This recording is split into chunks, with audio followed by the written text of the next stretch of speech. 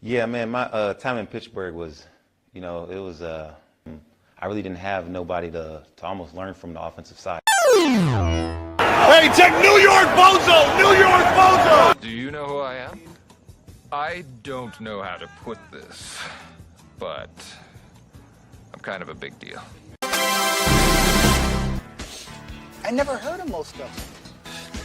Who are these fucking guys? Yeah. What's up, little bitch, huh? I said I was going to kick you in the nuts. Good evening. Welcome to the good. Steelers Sanctuary podcast. It's been 84 years. I feel like the old lady on it's like fucking Groundhog's Day, back here again, talking about Aaron Rodgers tonight. I'm joined, as usual, by David Core, Bob Quinn, Dave Ribeiro, and Jack Franciscus. Guys, how are you doing? Amazing. I'm doing great. Right? I mean, just Tired. living the Aaron Rodgers dream. So might as well get right into it with look, I don't want to spend a ton of time, at least in my opinion, debating Rodgers again. I think we've beaten that very old creaky horse to death at this point. But there are like some new-ish developments in that Cam Hayward made some comments on his podcast that caught people's attention. Cam actually took some backlash for it, which surprised me. He's the first person I've heard out of the Steelers organization speak up and say something. Look, I listened to it. I didn't think what he said was so offensive. Do you know what I mean? That his partner on the podcast, if you didn't hear it, asked him, if you had to talk to Aaron Rodgers, would you go on a darkness retreat and make your sales pitch? And he said, I'm not doing any damn darkness retreat. He said, my sales pitches were the Pittsburgh Steelers. You come if you want to come. If you don't, it's no sweat off my back. And I thought it was interesting because there's a lot of talk this week that the Steelers are like cheapening the brand, or we're acting like the Browns by waiting around like her lovesick prom girls or something for this guy. What did you guys think about what Cam said? The first thing I thought of was make him the general manager. Make Cam Hayward the general manager and end Cam it for got all a of us. job when you're ready to retire. Yeah, right. 100%. There's a He live gets look it. at They Cam. don't. Sorry, Bob. Go ahead. No. Go ahead. Hey. No, I think he gets it, and they don't. Yeah. Here's a live Period. look at Cam's response. What?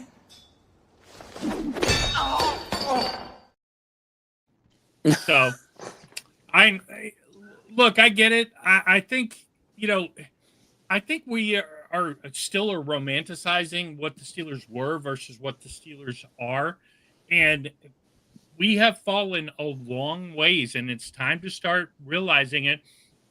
Look, you want to go play hardball with Aaron Rodgers and flex and show that, and then we go 3-14 with Mason. Hey, no problem. I'm all for it. We get a good quarterback next year. I mean, it is what it is. I mean, at this point, we have to stop. And we are literally almost 10 years removed from being competitive in a playoff game. I mean, we have to embrace it, and as fans, we have to push for change.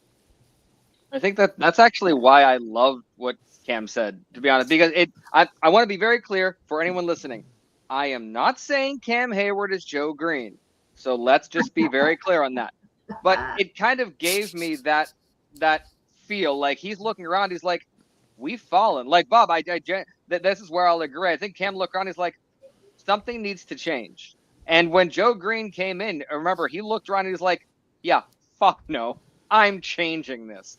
And to me, I'm like, if we are going to change and the front office isn't going to be the people leading that, I want Cam Hayward leading that. So it might be what is needed right now to maybe start that forward push for change.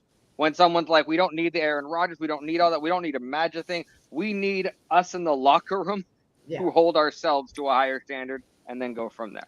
Vaughn brought up that Rossini still says that Aaron Rodgers is going to Minnesota. I'll go right back to you, David. I think this is interesting because, the statement they put out was like at this time. It wasn't like not at all. Yep. So I think that has left some speculation open for the speculators. Sorry, David, go ahead. No problem. I think Cam Hayward was delivering loud and clear. He doesn't want Aaron Rodgers. Look, he openly recruited Russ. He openly recruited Slay this year. He's openly recruited other players, and could not stop talking about how much he loves Mason. Yet, when we get to Aaron Rodgers, hey, dude, if you want to be a Steeler, you want to be a Steeler. If not, should have get off the pot. And that's literally his message. It's very different when it comes to other players. But I got to be honest, I fucking loved what he said because that's what this is supposed to be about. You're supposed to want to be a Pittsburgh Steeler. That's the thing that people dream of. And if you're going to give us this big, long wait, fuck you. That's how I feel about it. And I think that's how Cam feels too. So I was glad to hear him say what he said because I don't think he normally goes this far with things. But it seemed like he definitely wanted to get it across that he's not in on this whole thing with Aaron Rodgers. He is fine with Mason. And like I said, I liked what he had to say. I really did. I enjoyed it. And Bob, you're right. I mean, the brand has taken a beating lately, but you don't change that by sitting by and hoping and praying and waiting for Aaron Rodgers to bless you with his presence. You give him a deadline and you walk away and you show other people, other agents, other teams, we're the Steelers. No matter what you think, we don't fuck around. Here's your deadline. You are like you have to be that person. Do you know what I mean? Like you don't lose your dignity just because you're taking a little bit of a beating. It doesn't mean you lower yourself to like the slums. This is coming from a person who wants Aaron Rodgers in Pittsburgh. I do, but I think, and I heard who was it that said it was one of the Fox broadcasters said Aaron Rodgers is concerned that he won't have control in Pittsburgh. And how do you get that control? Mm-hmm. You make the Steelers wait. You make the Steelers wait. You show them who's boss.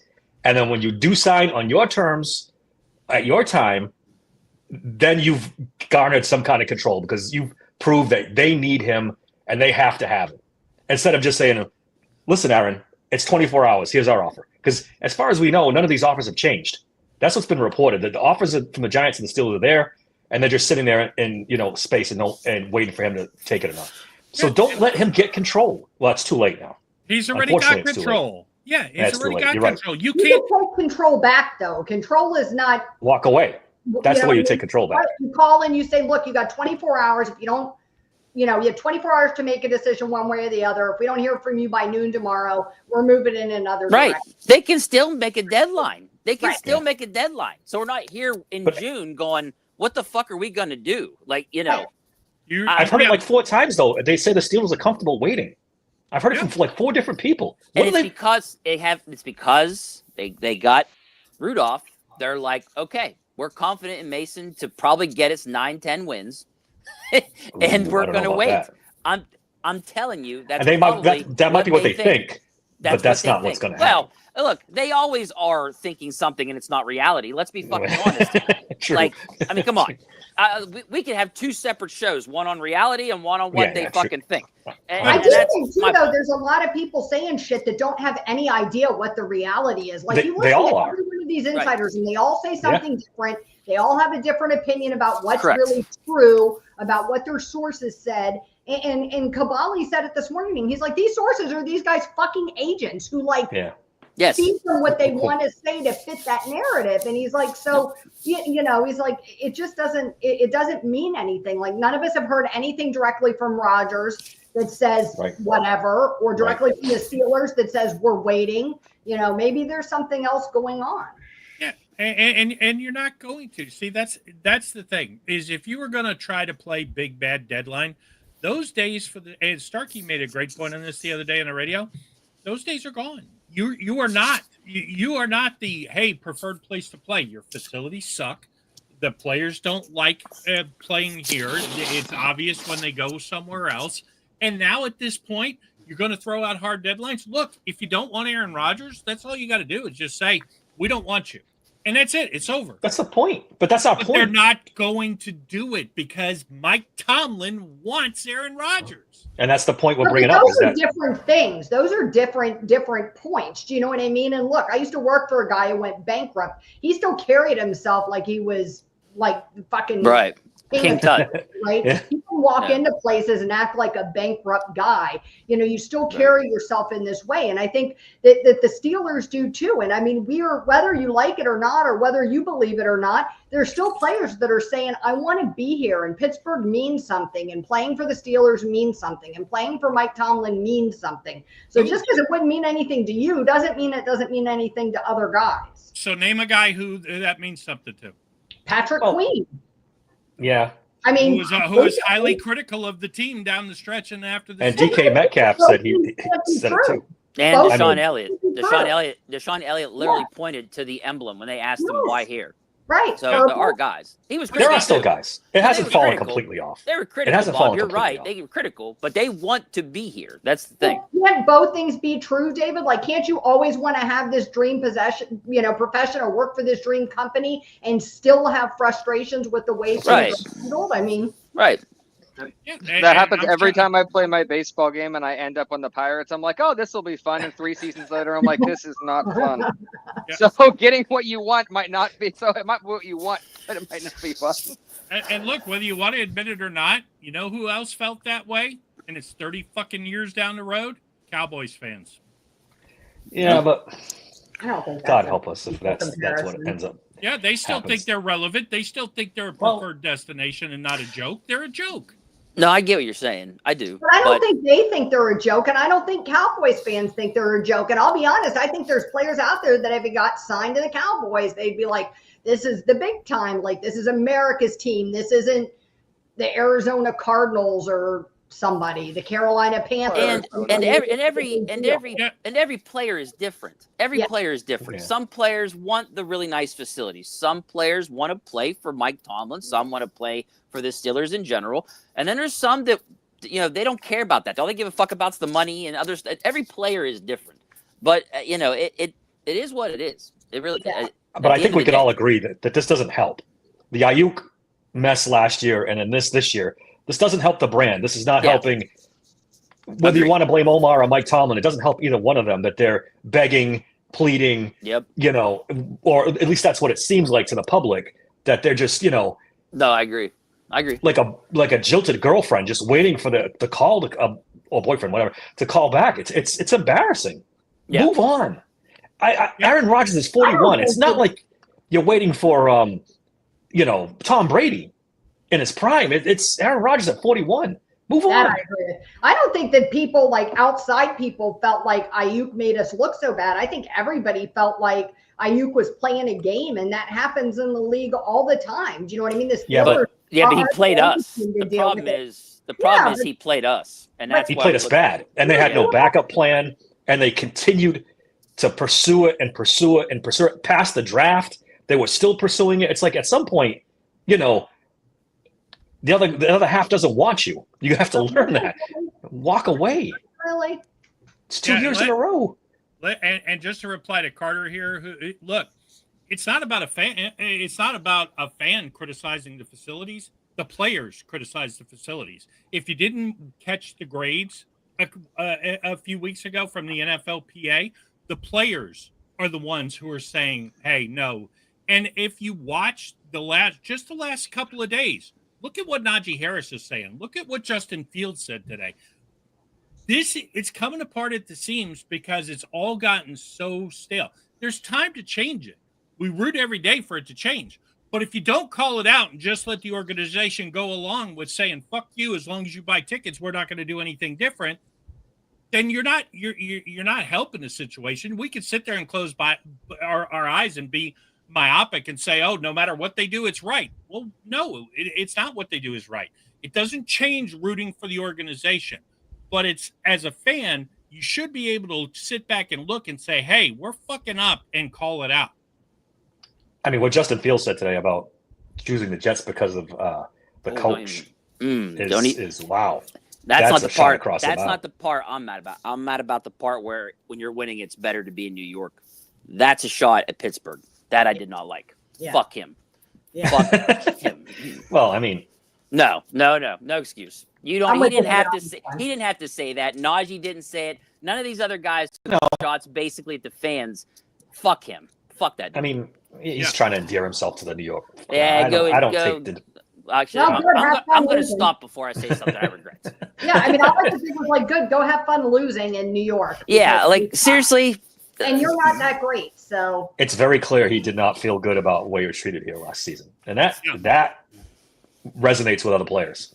The players hear what he has to say, and they pay attention to that stuff. So My thing, that's- here's my thing. My thing is you want to take a shot at the team you played for, stuff like that, fine. But the fans supported him. We wanted him back. The majority did. of us did. So why even say that? There's no need to say that. Yeah. And the Najee stuff was. That Big Poppy said about Najee, that you have to consider the source. He was known to have a mouth in Bama. He did have times where he butted heads with Saban while he was playing for them, and they had to sit down and have talks about him shutting the fuck up. Do you know what I mean? And not saying stuff.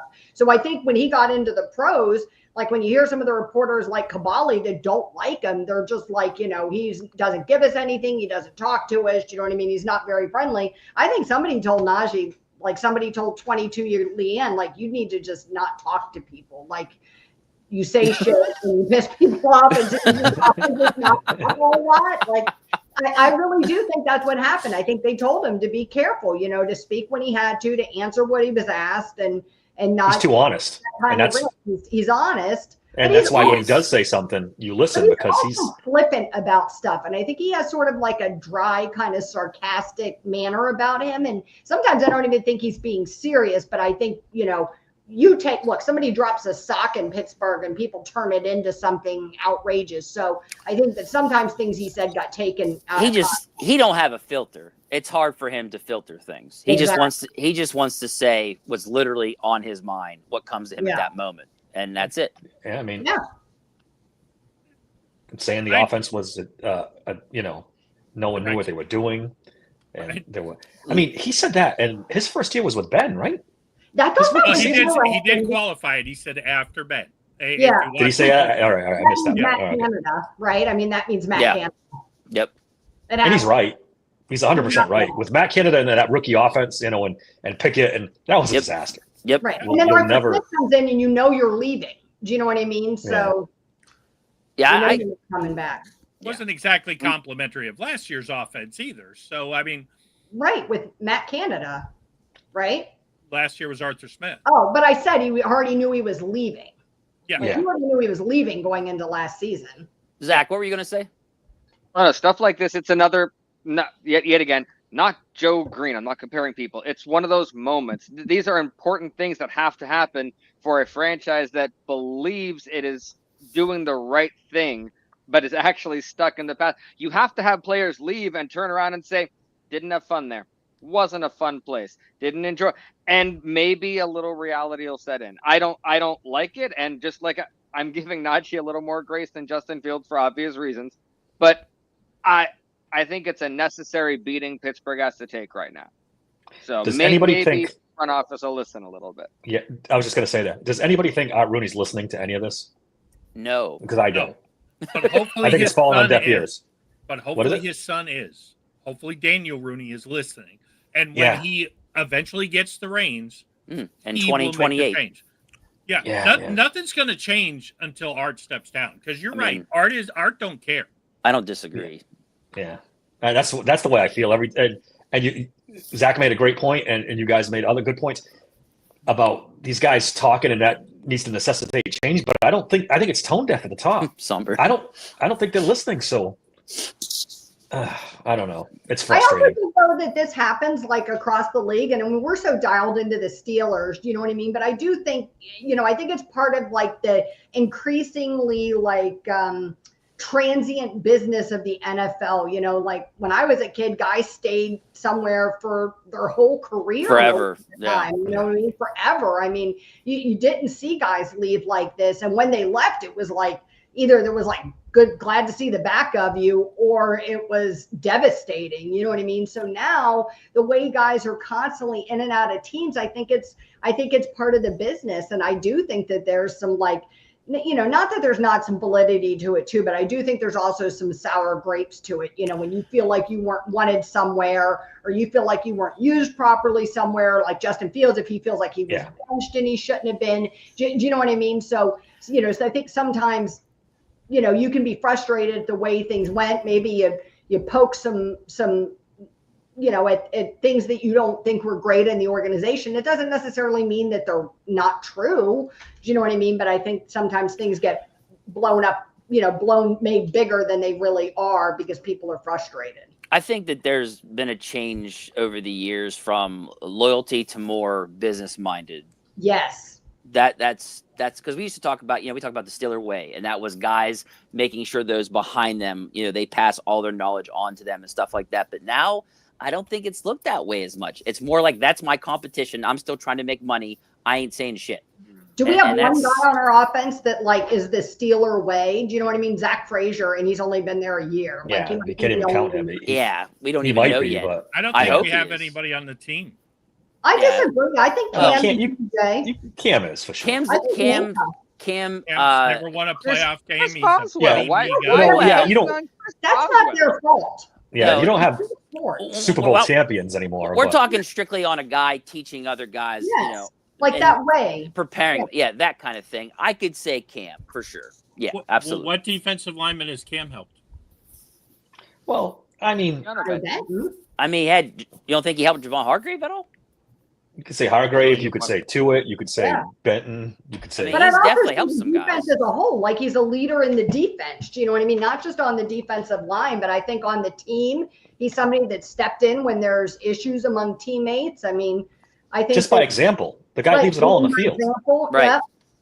I mean, I've been critical of him at times, but there's no denying his effort As, and his. as a player, I'm not critical of him. As a leader, yeah, I think he does sometimes lack a little bit. You might be right, but not. Yeah. I don't know. Yeah, that's a tough one. Because I did think Minka Fitzpatrick was more of the leader of the team at one point. I was years mad at ago. him over this contract thing. And then it came out that he just wanted. He ended up not even wanting big money, Yeah. and that's Yeah. what changed it. For me. I was like, oh, well, if I would have known he didn't want big money, then it would have changed my whole perception of him. But Yeah. that was the one time where I was actually mad at him, when I thought he still wanted big money at age 35 or whatever. I was like, that's ridiculous, dude. Come Yeah. on. But it turns out he just wanted, the average pay that he One was helmet. worth. One helmet guy. That's what he Yeah. wanted. Yeah, but at the same time now, okay. So even if I give you Cam, which I'll for argument's sake, I'll say Cam.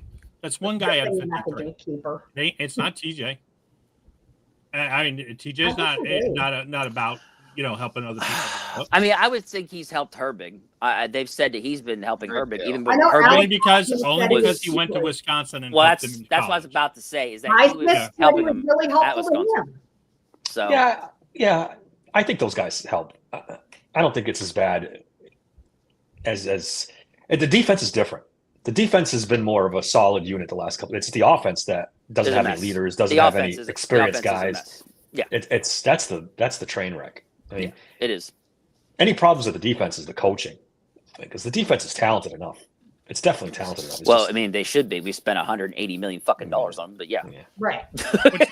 But you go back a decade ago, you had guys like Polamalu, you had Harrison, Yeah, you had that's- Ferrier, you had guys That like that was- who were yeah. interested in helping the next guy. Yeah. But now, but like Leanne said, that was a different time. There was Right. And those are You know. Hall of Fame players. And Yeah. Like, the way legitimate players Hall of Fame think players. has changed. It's a generational thing too, guys. Like, players are more focused on money and stuff like that. They're not focused on that kind of stuff. It's just I don't know. Yeah, Like, can you name a It also team brings up a other? good point about Naj saying that his leadership and mentorship came from the defensive players. What's the truth? Yeah. I mean, there was nobody on offense to lead. There was nobody. Speak to Nobody.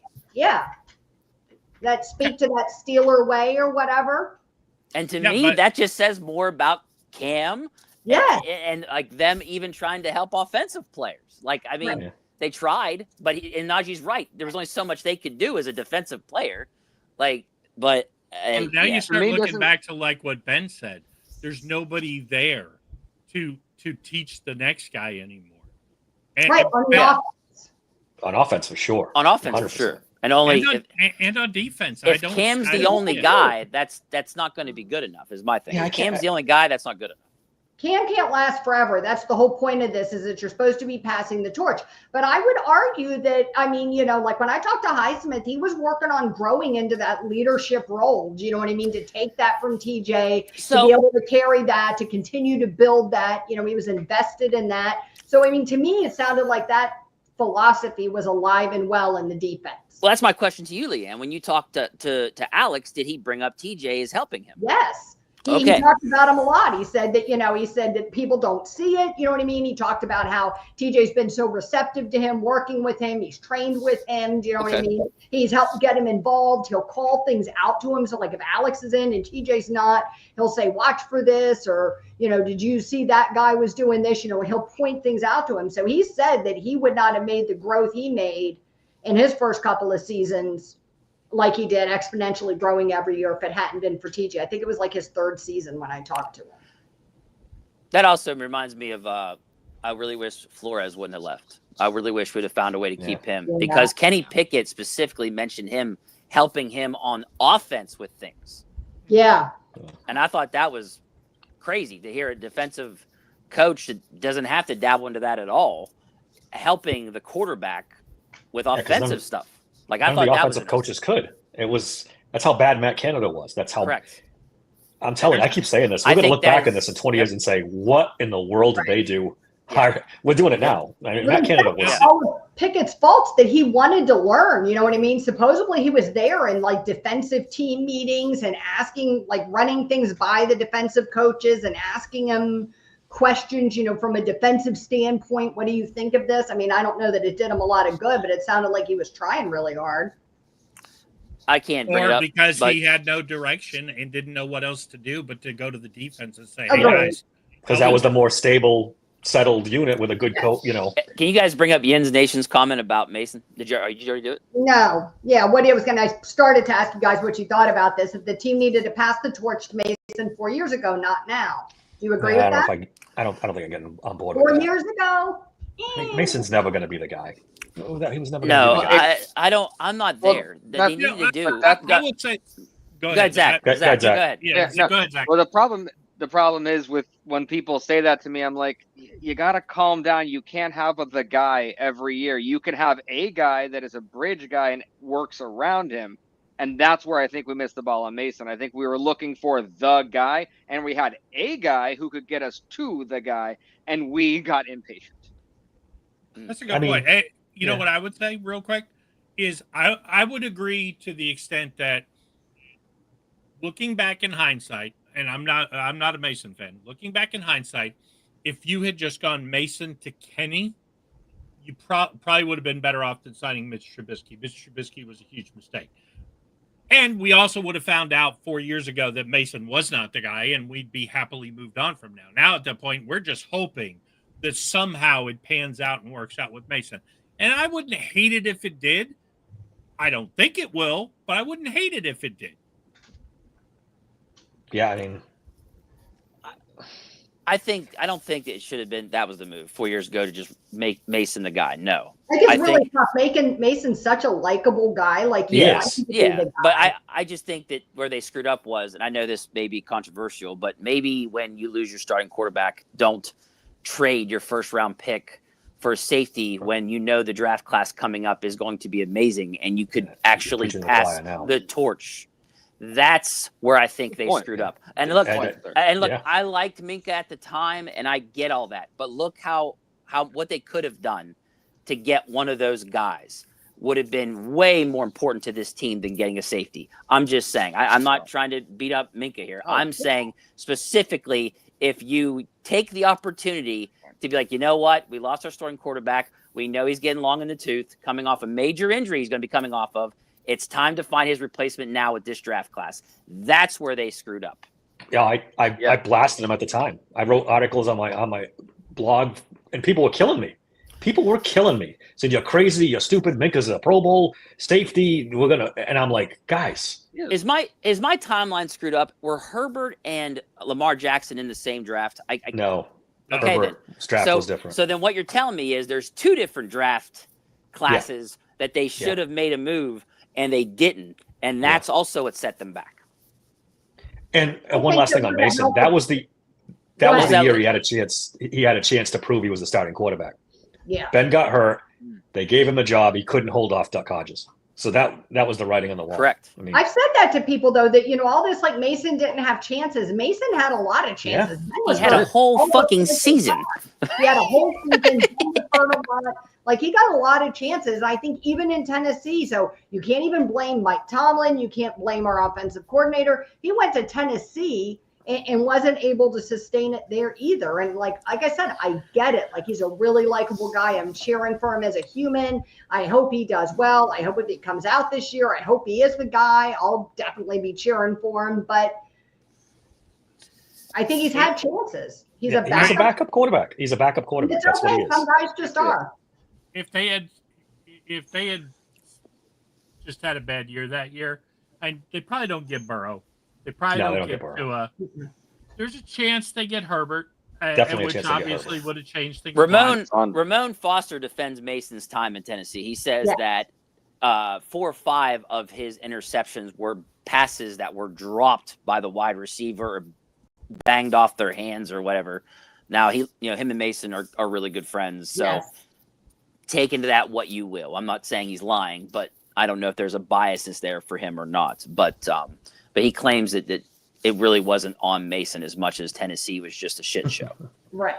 And I think that's probably true to some extent, but yeah, I'm sure there's some truth in that. Absolutely. Yeah, it doesn't change the fact that he's just not a starting quarterback. Well, no, I'm just saying. Yeah, no, I get it. It's not. It was a bad situation. Yeah, like sure. Is he have a better situation now? Absolutely. Like than last Well, year. Then absolutely. A little better. I wouldn't say absolutely. It's better. Bro, he's got DK and George. Better. Yeah, but is the offensive line still kind of shaky? And... DK and George are better than. Throw it up. Yep. Well, here's my thing. DK and George are better than any wide receiver they had in their team last year, right? I mean, I don't think of anybody that really was that great on Tennessee. I don't know. We have another one. Calvin Ridley. Look, Calvin Ridley's pretty good, but not as good as those two. Not DK Metcalf. Thank you. The fact that we couldn't think of a wide receiver for the last 10 seconds tells me everything I need to fucking know. Okay. No, Tennessee's offense is a shit show for sure. When all 5 of us are going, I'm not really sure. Yeah, that's all I need. Thanks. All right, Zach, I got a question for you. So Bill Cowher spoke up and said that he feels that Russ is the better option for this team. I think a lot of Yinzers who still carry the torch for Bill Cowher were shocked and appalled. I'm curious what you think about that. Do I agree with it? No, but I really wasn't kidding when I said that Justin Fields thing flipped. It didn't just flip a switch. The light bulb burst. Anyone, I will find a way to live with fucking any quarterback. We got DK. That's probably the best we're going to do at this point with the expectations that we have. So whatever quarterback comes in, if it's Russ, sure. Do I think it's the best answer? No, I think Mason is going to be a fun answer. We have it. Don't stress, draft someone, and just enjoy. That would be fun. Yes, Russ. Yes, Cooper. Yeah, if I name someone. Yes, I say yes. Well, I mean, Cowher cited the whole, you're going to have Fotonu putting Broderick at left tackle. He mentioned adding DK. He mentioned all these things. Russ already knows the playbook. Stuff like that is the reason why you want to bring him back. Right. Then, he did question Rodgers contemplating retirement. It was the thing we talked about last time. We said we were talking about, I think it was Slay we were comparing it to. When you already bring up retirement, it's over. Like, how much are you really going to be dedicated to this? And that's what Cowher's point was with Rodgers as well. And he makes good points because this is all stuff is true, good points to make. And it's a Hall of Fame head coach. So I am going to listen to some of the things he says. Now, I say this still saying, if I had to pick one, gun to my head, I'm still going with Rodgers because of what I saw at Russ at the end there was not good. But Rodgers at $40 million. See, that's the part. That's definitely the again. part at this point, they've got the money and they haven't spent it. So I think the money's not even an issue anymore. They're not going to spend it. Hey, spend it. Before I forget, did you guys see the rumor that Wilson's reached out to teams down and said he'll do 1 year, $5 million? Yeah, I don't know if I buy that at all. I don't know that I believe. Is that Russ's team going overdrive, trying to get him signed somewhere? Trying to win? I wanted to make sure I mentioned this because I'm like, is this panic mode? Is Mr. Unlimited Mr. Panic mode? He's like, guys, I just want to play football. Whatever works. And bear in mind, Fittipaldo this afternoon said that he strongly believes the contract is between 25 and 30 for Aaron. no more than 30. Oh, Aaron. Okay, I was about to say, wait, what? The other insiders are saying 40. So none of us have any idea. nobody knows. You know what I mean? They don't know either. They're all guessing. I don't know why. I thought I saw 33 million 1 year was offered to him. I don't know People why. are saying that he wants the same thing as the kid who signed in Seattle. Yes. Darnold. Darnold. He wants the same contract, same yearly value as Darnold got, which is 33 million. And Minnesota came out and definitively said we're committed to JJ McCarthy. Yeah. And Diane Rossini is still reporting that they want Aaron Rodgers. I mean, yeah, I don't. Yeah, it's Pelissero versus Rossini at this point, right? Yeah. Pelissero saying they're not involved. But Schefter said they're still sort of in, so who knows? Who fucking knows? I'm just curious what your guys' opinion on $40 million is. I mean, if the holdup, let's say the holdup really is, we need to get this settled. Our preference is Aaron Rodgers. Like, let's say this is the line of thought for the Steelers. Our preference is Rodgers. We've got up to $40 million to spend on him, even though that's not our ideal situation. Of course, we want him for less, but we're prepared to go that much. Do you guys feel like $40 million is a reasonable amount of money to spend with him, or would you rather bring Russ back for 25 or something? I can't do wouldn't 40 bring million. Russ back for 25 cents. But other people might. And okay. And we got to remember that the offensive coordinator hates Russ too. But aside from that, I really don't think it's 40 million. I really don't. That's their cap. That's it. Like, I think they have what left? I haven't looked at it recently. Do you really? What's There's left? no way. If they can't do it. If they bring Russ in for 25 and they have 15 million left over, what are they going to do? All the good free agents are gone. They're going to pay all their They're draft going to restructure TJ. Well, they got to pay all their draft picks and then shore up anything else that towards the end of camp. They're not going to pay Aaron Rodgers more than they can afford and not be able to pay their draft picks. So they have the money. Not gonna go more than that, but I mean, there's still the opportunity if you save some money, if you restructured Freiermuth or somebody that maybe make a draft day trade, or you find somebody else that. I believe, Leanne, probably one for 30 million. That gives them their 10 million to pay the draft picks and add any extra depth, whatever, at the end of camp going into the season. That sounds more realistic to me. What they would do going off of the salary cap. What's left? It's been reported that the Giants are offering more, right?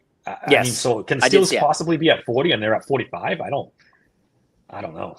Right. I've seen this come up from a few people that, they feel like Rodgers could wait until there's quarterback injuries or something else happens, till the last minute and hope he lands in a more favorable situation. Or from his point of view, that makes sense. It makes sense if he's not. Makes a lot of sense. Yep. Greg Holt said we got to hurry up and cut CPAT so we can sign Rodgers. Can we talk about that for 5 minutes? What the hell is he still doing on the roster? Like, what are we doing? It's crazy. What are we doing?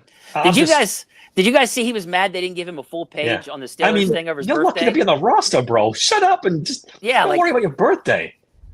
Please be quiet. Right. This is what gets me frustrated, and then I get guys in the chat saying Dave hates it. So are they trying to just be sure that they've got somebody else in the draft and they don't need a warm body? You know what I mean? So they're keeping them for now? I just picture him looking at his phone so he can get a full page as he's sticking 2 Big Macs in his mouth, just going to town on them motherfuckers. Why not full page? I've got a brother-in-law that can eat a Big Mac in 3 bites, and that's how I can keep that going at him. I just don't understand this whole off-season plan. What the hell's going on? It's just been bizarre. You make a giant move, you get DK Metcalf, and then you go radio silent. Like that, you don't do anything. All right, Darius Slay for $10 million. That's not too bad. Then after that, it's like nobody. And we're just sitting here. Do you guys want? I have this thing somebody posted on X. It was a comparison of Russell Wilson to Aaron Rodgers in these different subjects. Do you guys want to hear them? Yes. Sure. Okay, so when it comes to passer rating, Russ had a better passer rating of 95.6 to Rodgers 90.5. Estimated points added per attempt, Russ was higher with a 0.13 to Rodgers 0.07. Yards per attempt, Russ was higher, 7.4 to 6.7. QBR, Russ was higher, 51.3 to 48.0. TD to interception ratio, Russ was 3.2 to Rodgers' 2.5. It mentions age. Of course, Russ is younger. We already know that, 36 to 41. Completion of 20-plus yards per game, Russ was 3.64 to Rodgers' 3. This one, pass yards per game, Rodgers was higher with 229 to Russ's 225, so a difference of 4 yards. Completion percentage, Russ was better, 63.7 to 63. So a 0.7 of a difference. TD per game, Rodgers was higher, 1.65 to 1.45. Sack percentage, Rodgers was only 6.4% to Russ's 8.9%. Interceptions per game, Russ was higher, 0.45 to 0.65 better with Rodgers. And then estimated points added versus the blitz, Russ was higher. He put up 0.28 per versus negative 0.20 for Rodgers. So here it has Russ winning 1, 2, 3, 4, 5, 6, 7, 8, 9, 10 out of 12 categories. I can explain away half those categories. We know what Russ is. He's a check down guy, so his completion percentage is going to be high because all he does is throw to the backs. And then his pass per attempt is high because the other thing he does is throw bombs. And he's got the best deep ball guy in the league throwing to Pickens. So my biggest problem with stats is they don't show how many times Russ missed guys being open. That's one stat. Check down. I like this, David. Yeah. He's mic dropping on. He's ready. Obviously a Russ fan. I mean, all you have to do is watch the last 8 games. Now, I want to make this. I want to make this, known. I'm not saying that I want Russ over Rodgers. I am just giving the facts here, pure facts. That's all I'm doing. I am saying that if Russ wants only $5 million to play, I'm going to say, can you be here tomorrow? We know that ain't true. David, to me, you said the key word here that makes the biggest difference to me: wants to play. And he's shown he wants to play. He says he wants to be there. He's ready to do it. While Rodgers is fiddle fucking around somewhere. I mean, it's enough. Like, I want people who want to be there. Volunteers, not hostages. I think it goes back to what Bob said about them being pissed at Russ. The rift between him and Arthur Smith. I think that's real. I think it is. So stick with Mason. That can be real, but then you know what? You got to unburden the bridge when you need somebody. You're just going to have to unburden the bridge and fix it because that's why I'm okay. That's why I'm okay with them going, stick it up your ass. We're just going to go at Mason. Yeah, just stick with Mason at this point. I mean, that's my thing. My thing is, bear in mind. Good, Bob. Just one thing. If that's really true, he's offering $5 million. Why haven't the Giants or Browns signed him? True. Well, the Giants are waiting for Aaron too. I thought they tried and he didn't want to. Oh, are they still in on Aaron too? The Giants are. Yeah, they're still waiting. The Giants are. Yes, not the Browns. Yep. Yeah, not the Browns. No, the Browns never wanted Russ. That was a smoke and mirror show. That they didn't want Russ. They have Kenny Pickett. They're the same guy. Russ. They're the same guy. Russ because they had Myles Garrett show up to the visit to run him off. They didn't. That was just a dog and pony show. They didn't want Russ. Yeah. So let's talk about other weird things that we don't understand in Steeler land this week. George Pickens made like a bizarre Instagram post. It was him with Tom Brady. It freaked social media out. Of course, it immediately sparked, Pickens is going to the Raiders. And the reality is at least from what I saw, and I'm not like an avid George Pickens watcher on Instagram, but like, who knows when that picture was even taken? Like, who knows how real it was? Like, I think most people, even football players, would be excited to take a picture with like the greatest quarterback of all time and post it. So I don't know. Did you guys make anything of this? Do you think it meant anything? Do you think it was Pickens trolling us? I thought they came out and said it was Photoshop. I assumed it was Photoshop from the beginning. I didn't know. I didn't hear they said it was definitely. But did he put it on his Instagram? Yeah, he did. Yep. Okay. So you can only assume that he's trying to send a message, or he's trolling us, one or the other. Yeah. There was a few minutes there where I said maybe there's a Raiders trade coming, but I don't care if it's a cartoon version of it. He still put it on there. Like, not a fan of it. Like, I don't, because of the fact of how that can be perceived. There's no need to do this. Does this surprise you? Why? No. Are you surprised? But okay, there we go. That's my problem with this kid. I want to like him, but he just fucking does shit that pisses me off. It's back to this whole, you either want to be a Steeler or you don't. Just like Captain Cam said. Yeah. Dude, don't fucking put this shit on there. Why? Why do you got to put that on? What are you trying to say? Do you want to go play for the Raiders? Do you not want to be with the Steelers? Like, what are you trying to say? Again, I don't want to see them trade him, but man, it's kind of like what Bob talked about. This might be the start of him trying to push his way out of Pittsburgh. And then that's where I'm with Cam. If you don't want to be a Steeler, see ya. Go ahead. Trade him. Get a second rounder, whatever you can get for him. Because you don't want this guy. If you don't want to, what's the whole thing Thomas said? We want volunteers, not hostages. Volunteers, not hostages. I mean, that's what it's starting to look like. Yeah, Man, go ahead. Yeah, I was going to say they're starting to run out of volunteers, and they're drafting. It's true. They really are. Yeah, I mean, when have you ever in your lifetime heard this many former Steelers chirping and saying, "Hey, it sucks"? True. Well, I think a lot of them have been waiting to do this for a while, but Tomlin was always too big. Now he's been knocked down a peg or two, and they feel safer. I think that's what it is more than anything else. It's because even the national media, they were afraid to take on Tomlin too, and then all of a sudden, he's taking shots. Yeah, it's like that group mentality now. Everyone's doing it, but yeah, George Pickens. We talk about him all the time. Him without a contract is going to be a nightmare. It's just, it is. It's just, it's not going to end well. You know what? I can't wait to see, honestly, because I love George. He's one of my favorite players. But if he leaves, and it's probably 90-10, he's gone either after the season or during the season or some implosion. You thought the Najee Harris, Justin Fields stuff was entertaining the last couple of days. I cannot wait to hear that interview when he leaves. They re-upped volunteers, louder milk in the air. I love it. They sure did. Zach is my fellow Bama fan. Jalen Milroe ran an incredible 40-yard dash. Unbelievable, right? And then he had dinner with the Steelers. And after his dinner, he said, and I quote, "I just loved having that opportunity to meet with the Steelers. I just remember watching the AFC North and the battles they have. So having the opportunity to be around Coach Tomlin, I don't take that lightly at all. If the opportunity presents itself for me to be his quarterback, I'll take full advantage of it," said Milroe. Very pleased with the Steelers dinner. That had to be an expensive dinner. So I'm curious, do you think the Steelers are really in on Milroe? Do you think this is checking your boxes? Would you want to see Milroe as a Steeler? My husband will freak out. He can't stand him. Yeah, if he's a fourth round pick, like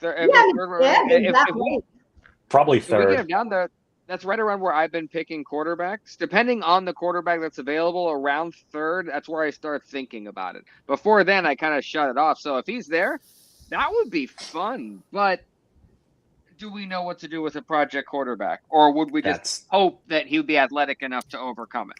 That's the $1 million question. If they take him any higher than a day 3 pick, I'm going to be pissed. Yeah, that's look. I don't have nothing wrong with the kid. Like that's cool. What he said, that's awesome. But if they think that there's anything really with this kid where he could be a starter, I'm not feeling it. 16 touchdowns, 11 interceptions.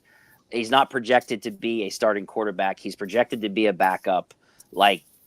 It sounds like he's a guy that's really fast, but that's really all. Wasn't he the one that they kept bouncing the ball off the ground during the Senior Bowl or at the Combine or something? It looked really bad. Will Howard was equally bad. Yeah. Yeah, okay. Howard was bad too. Milroe, I mean, if you watch, I watch a lot of Alabama. We're Alabama fans, and he's not. I mean, from a team that's had some really great quarterbacks over the past 15 years or something, he is not one of them. Right. I liked what he said. That's really nice of him to say that. But do not take this guy in the 3rd round. That would be an epic bad thing to do. Just don't do that, please. If you're going to take him day 3.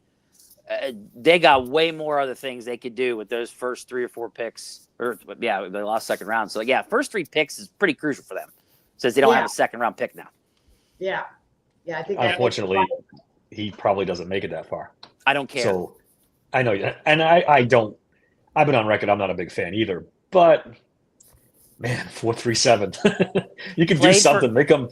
Played for Alabama and only threw 16 touchdowns. That's alarming to me. Don't forget too. That's a brand new coach with a brand new system he had to learn. I'm not going to try to defend this guy to the end, but I mean, Shedeur Sanders. I'm not a big Shedeur Sanders fan, Bob. But calm down. Threw 30 more touchdowns than this kid. Yeah. Come on. There's just no way. No way. Right, day 3, I'm fine with it. Day 3. But I'm with you on day 3. I think before that is concerning. All right, Dave. So Ryan Wilson from CBS said about Jackson Dart, they've been burned by this once before. Jackson Dart, is he better than Kenny Pickett? Yes. Is he substantially better than Kenny Pickett? No. Yes. Please.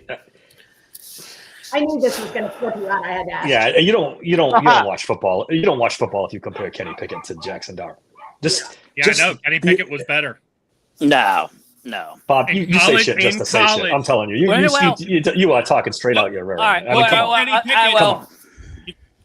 Go ahead, Dave. Go ahead. In Pickett's last season, he had better stats than Jackson Dart. He played in the ACC, Dave, against shitty teams. No. Let me finish. He's playing against Virginia Tech. Are you getting me? Sorry, go ahead. All right. In his last season, he had better stats. However, the biggest difference is that the seasons before that, he was horrendous. Jackson Dart has been consistent for the last 3 years with Ole Miss. That is the big difference. Kenny Pickett had one great season and cashed in on it. Jackson Dart has been consistent for the last 3 years. That's the difference. If you just let me fucking finish and fucking get to it. But you said the better stats, and it drives me crazy. Because it's the truth. That's all I'm doing. I'm just saying what the truth is. Context.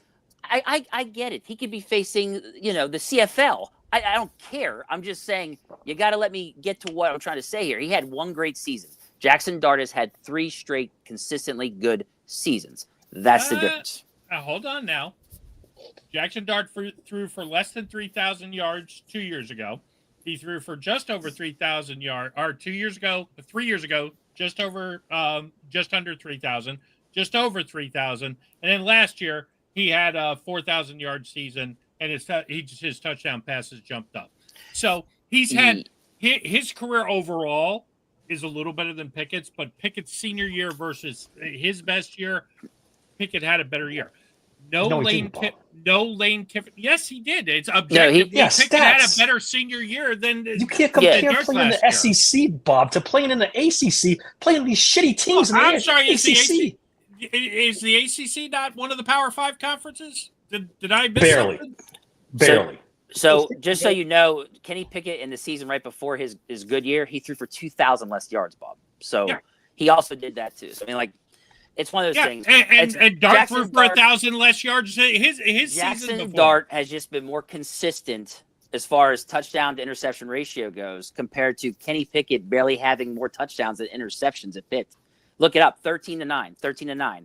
Okay. And then he exploded his senior year. Look this one and up that's for what me. He cashed in on. Look this one up for me. Name one Lane Kiffin quarterback who succeeded in the NFL. Bob, because he hasn't had a successful quarterback. There's a lot of college coaches that haven't. Right. All it takes is one. I don't understand it.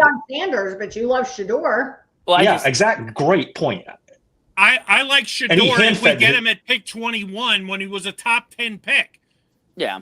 That's where I like Shador. Either way, Jackson Bob Dart have enough pockets in his pants to carry all the asterisks that he puts on to everything. That's not an asterisk. I've been stated all along. I wouldn't trade up one spot for Shador. My point this whole thing either. Is Jackson Dart has just been more consistent with way more touchdowns to interceptions compared to Kenny Pickett just having that one season. We're just going to have to wait and see.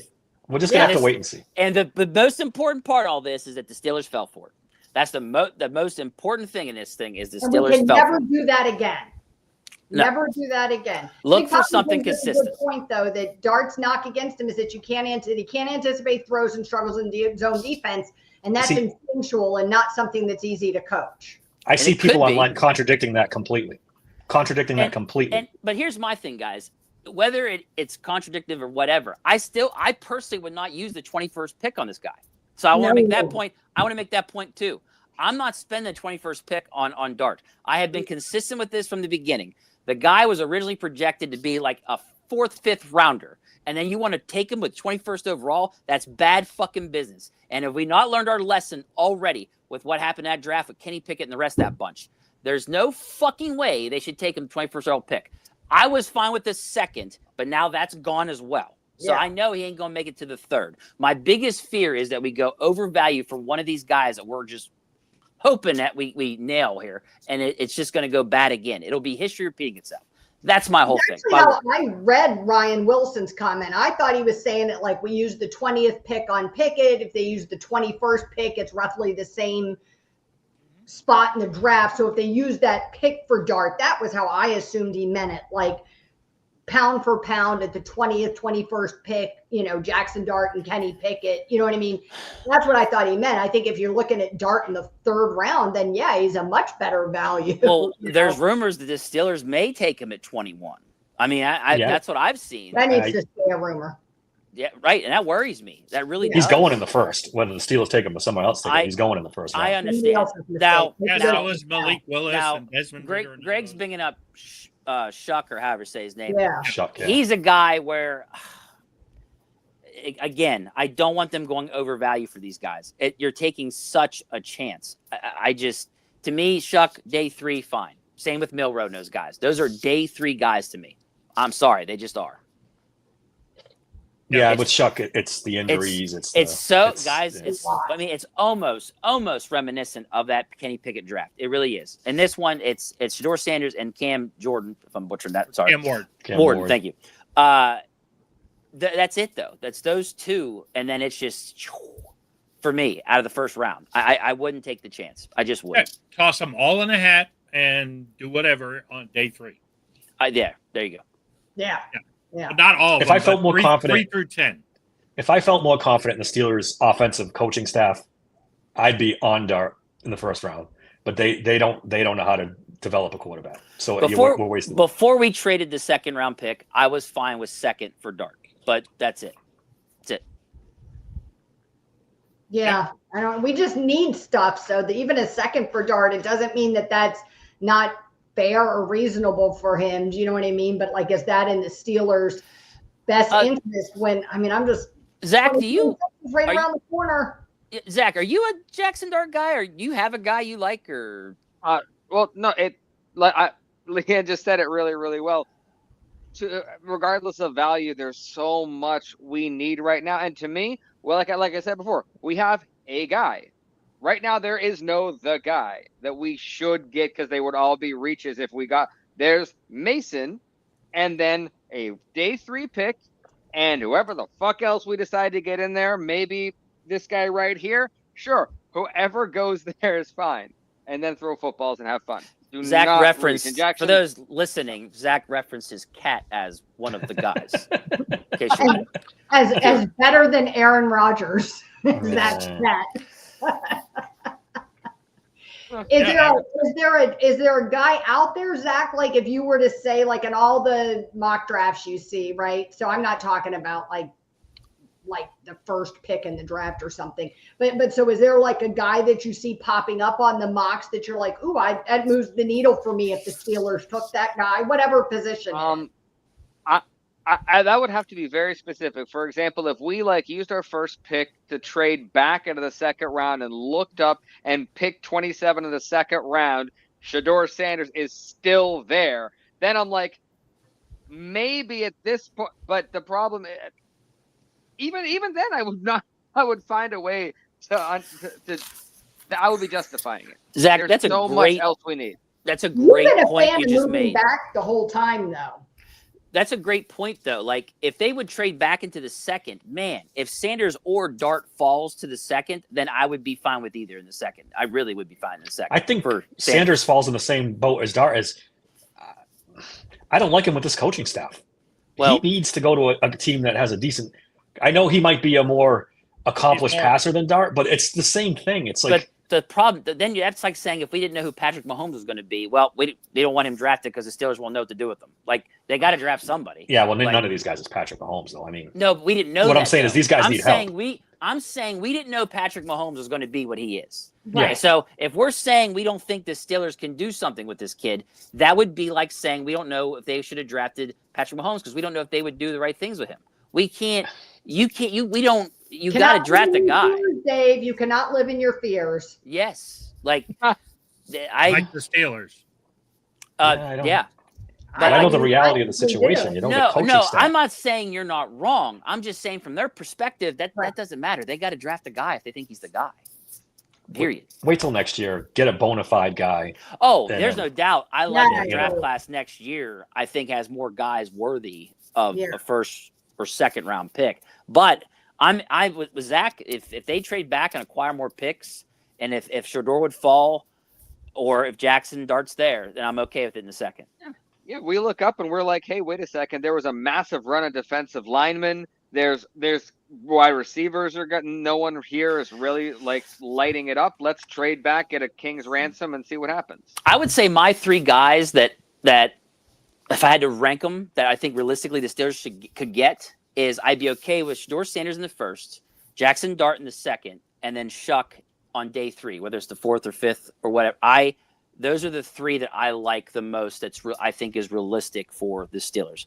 I know other people like Milroe, other people like is it McCord, Howard. But the guy, like from what I've seen, like what I've watched, the three I like are those three: Sanders, Dart, and Shuck. I do like them.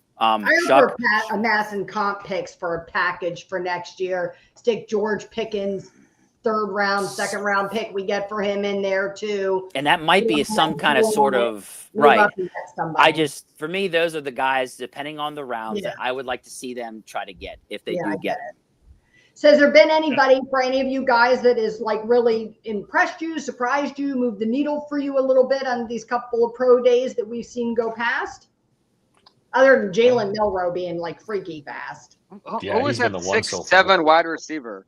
Thank you. In Arkansas. That was so fast. Yeah. That guy was fast. He's looking we're not getting rid of him. 7 wide receiver to be drafted since like the 80s or something. Is that what I saw? That's crazy. Great. Him and Darnell Washington just stand next to each other. I mean, it's right up their alley, right? And I get. We have to come up with like a new cool nickname, like the Avatars. Do you know what I mean? We need like a new nickname for the 6'7" guys. The Avatars. I will say this: if we decide to bring Russell Wilson back, maybe those are the only type of guys we could get to make sure that if nothing else, he can see them in the middle of the field. That's why they're getting the 6'8" guys. There's It makes sense now. That's why they got Parham, or how you say his name. Yeah, that makes sense. There you go. Going back to the quarterbacks for a minute, if he falls, and only if he falls, you pick Sanders in the first. Otherwise, you can get Kyle McCord in the 5th, and it's all these other guys are just going to be about the same. I would have taken Shuck if they still had a 2nd round pick. I would have rolled the dice on him. Ooh, you'd go just for the hell of it, because they're late 2nd round. That's what 50 something they're drafting. They were drafting. I would have rolled the dice on that kid. I don't know, man. 6'5", athletic, big arm. You could bump into him and he'd shatter into pieces. Like I don't know. It is risky. It is risky. There's no doubt. What's the old line? Lots of guys go to college for 7 years, but they're called doctors, not quarterbacks. Well, he needed a doctor. That's the problem. He needed a doctor too often. Yeah, right. You know, in the cartoons where the guys get like the wavy legs, do you know what I mean? That's what how I envision his legs. People trying to give him a pass because it's broken bones and not muscle tear. Do you guys buy into that? It's like they're like freak accidents more than anything else. Dude's running around looking like Gumby out there. Somber likes a guy who had a good pro day. In the Big 12, Ja'Cory, I think it's Harris. Merritt, yeah. He had a very good pro day today. Very good pro day today. He might be a viable day 3 plan if they wait to address running back to day 3. Yeah, I told Somber I thought of him today when I saw that. Yeah, he did himself some favors. Giddens. Yeah, he's no DJ Giddens, but I like DJ Giddens. I love when guys help their draft stock, though. I think that's one of the coolest things is when guys ball out for their pro day or combine and they really improve their draft stock. That's a perfect example of why some guys want to wait till their pro day, because you're comfortable. Everything's in a perfect, scenario for you, and you do your best and you help yourself. 122, is that 4th round?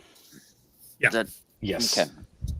Yeah, he's a viable. I mean, him, Damian Martinez, Trevor Etienne, 4th, 5th round guys. If you wait till day 3, there's some real talent. Yeah, there is. Somber better play our draft game and make that his 4th round pick. Right. Yeah.